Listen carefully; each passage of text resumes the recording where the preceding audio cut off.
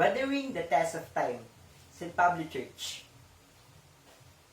In the quiet town of San Pablo Isabela, there stood an old Spanish colonial-era church in a semi-ruined state. The San Pablo Church is undoubtedly an architectural masterpiece for the Sabelinos. This church never fails to entice even the non-religious people to pause and look into its aesthetic offerings. It was first founded by the Dominican friar named Pedro de Santo Tomas in the year 1624, making it as the oldest church in the Queen Province of Isabela. The present structure was built in the year 1709 through the friar named Diego de la Torre. Spanish friars and tribal Ibanag craftsmen used locally available adobe and river stones instead of red bricks to build this church, which sets it apart from most of the Spanish colonial-era churches of Cagayan Valley. The river stones used was taken at Cagayan River, or mostly known as Rio Grande de Cagayan, during the Spanish time.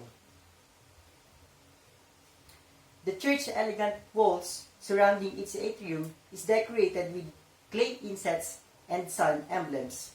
These are just the few of the various pontifical symbols in and around the entire edifice. The church Baroque-style 6-story square bell tower is the tallest in the Cagayan Valley. It is also made of adobe and coral stones. It has blind semicircular arched windows and is topped by a dome.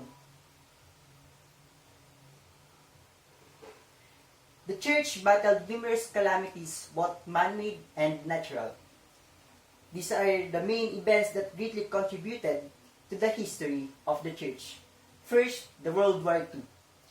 The church was heavily damaged by Japanese imperial suicide bombers during World War II that left the facade and belfry appeared in ruined state. According to my grandmother, it was used as a shelter for locals and for the nameless unsung heroes of the last World War. And it was also damaged during the 1949 intensity 7 earthquake, and 3 years later, a fire broke and destroyed the church roof. Within the ruins, a smaller church, a third of the original structure, was built in the 1950s. The remaining area was converted into a garden. Today, the church's current state calls for a unified restoration effort as its ancient structure gradually succumbed to devastation. But its cracked walls, dilapidated ceilings, and misty atmosphere never hindered the church from performing its duties or role even after more than 300 years. With respect to culture, it is a mute witness to the colorful and checkered past of San Pablo. It reflects the history of the people of San Pablo and the nearby towns on how they overcome the challenges that tested their Christian faith and spirits.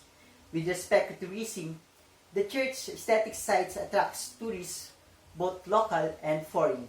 This definitely creates more jobs for locals and helps improve the economical prosperity of the town of San Pablo.